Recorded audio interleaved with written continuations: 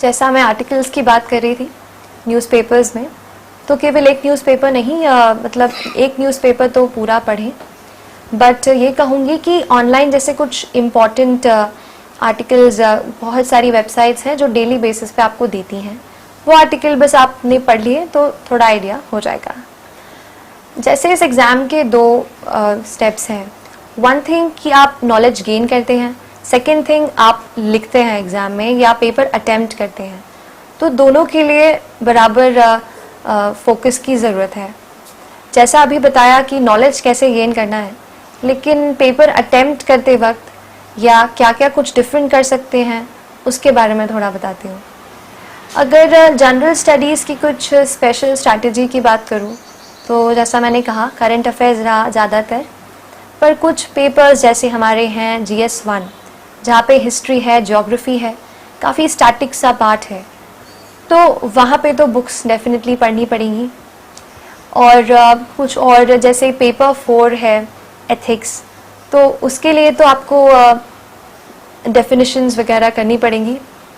I talk about that in detail now. GS1 से शुरू करते हैं।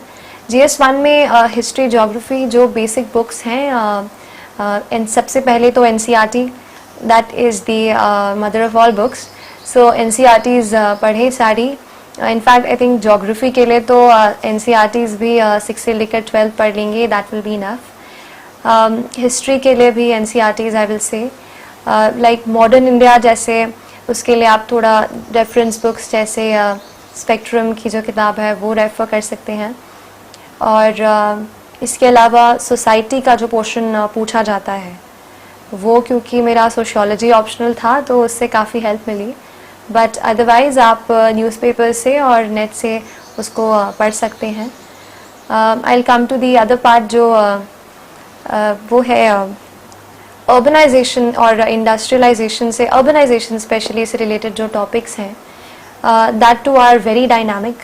तो स्कीम्स को ट्रैक करते रहिए, जो भी नई स्कीम्स आ रही हैं, जैसे स्मार्ट सिटी था तो उसके क्या क्या सेगमेंट्स हैं वो थोड़े पढ़ लिए थे मैंने, वैसे ही उसके अराउंड स्टडी। मतलब एक छोटा सा ये है कि एक टॉपिक पकड़े, उसको थोड़ा 360 साइड से कवर करके रख दीजिए। नोट्स पे आती हूँ, तो मेरा ऐसा था कि खुद के नोट बनाना ज़्यादा मैं प्रेफर करती थी, and that too in a hard copy. I think it comes to different persons a different view.